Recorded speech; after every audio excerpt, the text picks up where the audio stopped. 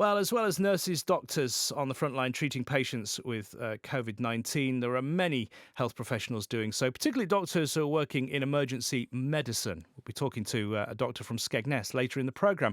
We've all heard about the problems, though, with the lack of specialist protective equipment for NHS staff who are dealing with infected patients. How bad is it, though? We just heard from that Lincolnshire nurse, Paul. Well, Dr. Katherine Henderson is president of the Royal College of Emergency Medicine and joins me now. Dr. Henderson, good morning.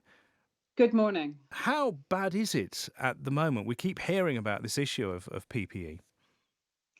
I think we hope that the problems with PPE are being solved. We had guidance published yesterday that organisations like mine, the Royal College, were involved with feeding back on, and we are much happier with that guidance, and we are able to feel confident that we will get the right kit that we need. Now, I work in London where we're very, very busy.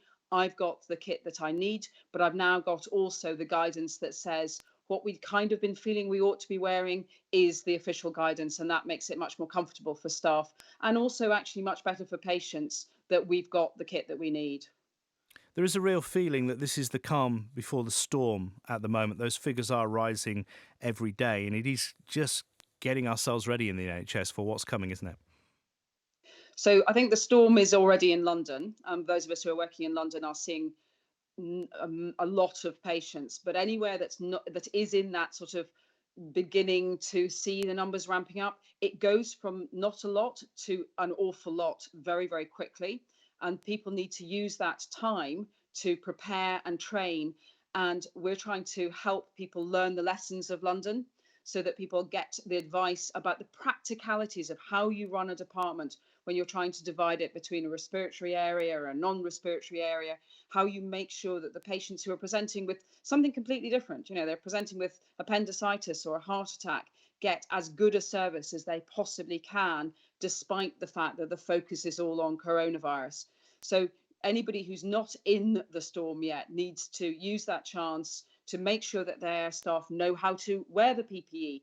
Having it is not enough. You need to know how to wear it properly. You know how to take it off properly, particularly because that's the high risk things. You need to think about how your staff are able to have some downtime, how you make it safe for them to, feel a bit upset, feel that they need a bit of support, where they can get that support from, get the information that they need. There's been lots of information out to the healthcare professionals, and sometimes just keeping up is quite a strain. So there's lots that you can do if you're in the calm before the storm phase. Of course, we're talking a lot about coronavirus. Other health conditions continue, and we're hearing a lot about, how stretched the NHS is. Is there a fear that some people with other genuine health concerns may be staying away from A&E when really they should still be going because they don't want to put extra burden on the NHS? Yes, and we understand that entirely. We've seen a drop off of a number of people presenting, say, with heart attacks and strokes. It's unlikely that that's actually happening. So we're worried that people are staying at home who should be getting in touch with the health service, and particularly around children. We're really worried that children are not being brought to see a healthcare professional when they actually don't have coronavirus, or if they do, it's not the main problem. So we're really wanting people to understand that they should get in touch. We understand that they don't want to bother the NHS at the moment, and we're very, very grateful.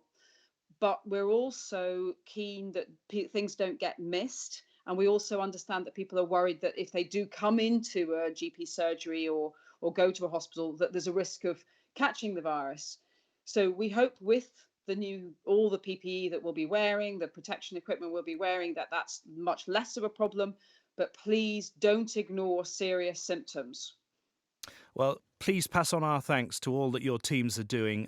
Fantastic work in very difficult circumstances. And thanks for joining us this morning. That's Dr. Katherine Henderson, President of the Royal College of Emergency Medicine.